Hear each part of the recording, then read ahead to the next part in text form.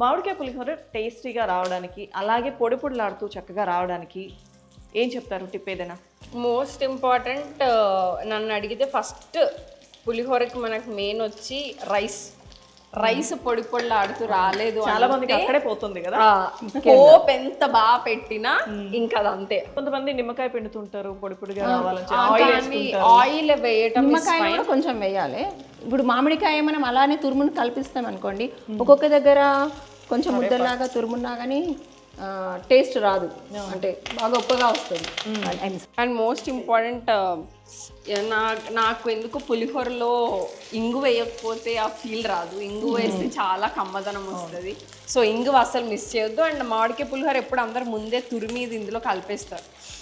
దానివల్ల ఆ పచ్చిదనం వల్ల అన్నంకి తొందరగా ఆ రానెస్ ఉంటుంది, మనకు ఆ పోపు ఫ్లేవర్ తెలియదు. సో నేనేం చేస్తాను అంటే కొంచెం పోపు పెట్టి కొంచెం ఆఫ్ చేసిన తర్వాత నేను అప్పుడు వేస్తాను అనమాట.